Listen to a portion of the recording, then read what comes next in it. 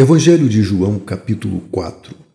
Os fariseus ouviram dizer que Jesus estava ganhando mais discípulos e batizava mais pessoas do que João.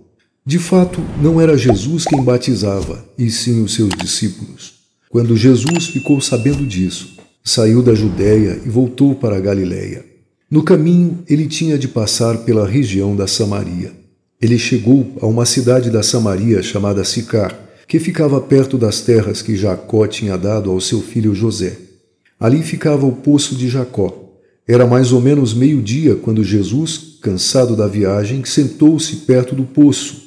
Uma mulher samaritana veio tirar água e Jesus lhe disse: "Por favor, me dê um pouco de água." Os discípulos de Jesus tinham ido até a cidade comprar comida. A mulher respondeu: "O Senhor é judeu e eu sou samaritana. Então como é que o Senhor me pede água?" Ela disse isso porque os judeus não se dão com os samaritanos.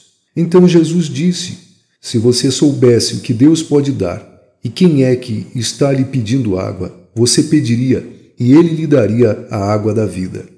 Ela respondeu: "O Senhor não tem balde para tirar água e o poço é fundo. Como é que vai conseguir essa água da vida? Nosso antepassado Jacó nos deu este poço. Ele, os seus filhos e os seus animais beberam água daqui. Será que o Senhor é mais importante do que Jacó?"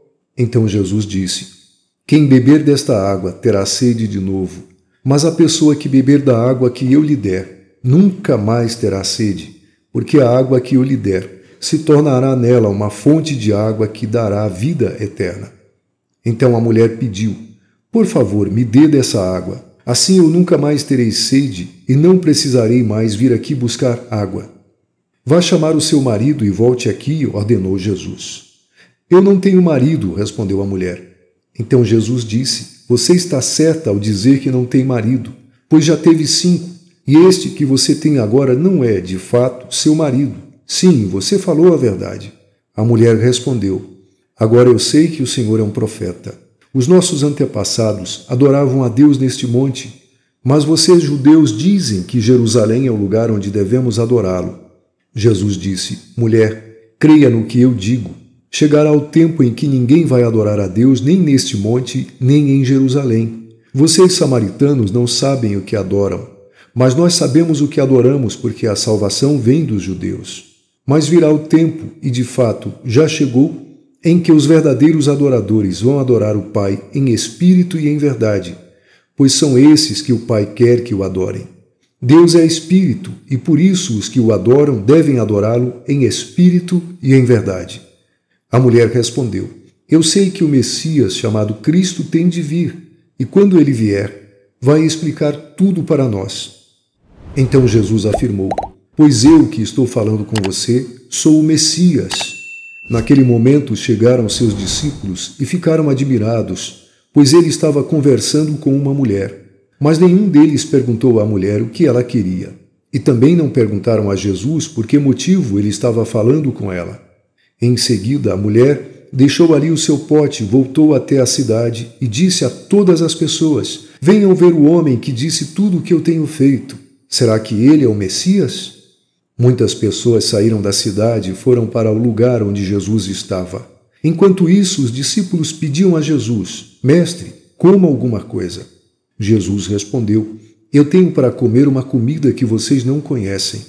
Então os discípulos começaram a perguntar uns aos outros: "Será que alguém já trouxe comida para ele?"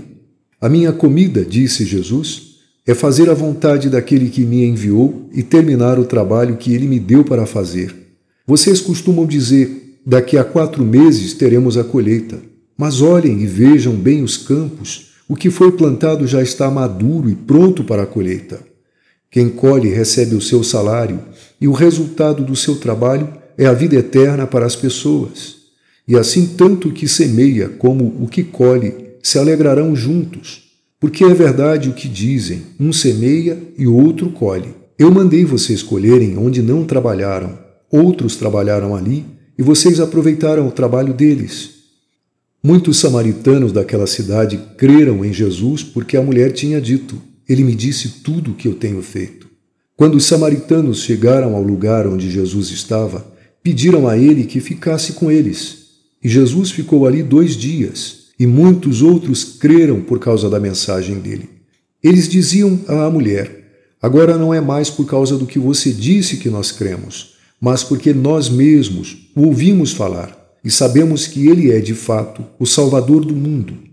Depois de ficar 2 dias ali, Jesus foi para a região da Galileia, pois, como ele mesmo disse, um profeta não é respeitado na sua própria terra. Quando chegou à Galileia, os moradores dali o receberam bem. É que eles tinham ido à festa da Páscoa em Jerusalém e tinham visto tudo o que Jesus havia feito lá. Jesus voltou a Caná da Galileia, onde havia transformado água em vinho. Estava ali um alto funcionário público que morava em Cafarnaum. Ele tinha em casa um filho doente. Quando ouviu dizer que Jesus tinha vindo da Judéia para a Galileia, foi pedir a ele que fosse a Cafarnaum e curasse o seu filho que estava morrendo. Jesus disse ao funcionário: vocês só creem quando veem grandes milagres. Ele respondeu: Senhor, venha depressa, antes que o meu filho morra. Volte para casa, o seu filho vai viver, disse Jesus. Ele creu nas palavras de Jesus e foi embora. No caminho, encontrou-se com os seus empregados que disseram: o seu filho está vivo. Então ele perguntou a que horas o filho havia começado a melhorar. Os empregados responderam: ontem, à 1h a febre passou. Aí o pai lembrou que havia sido naquela mesma hora que Jesus tinha dito: o seu filho vai viver. Então ele e toda a família creram em Jesus. Esse foi o segundo milagre que Jesus fez depois de ter ido da Judéia para a Galileia.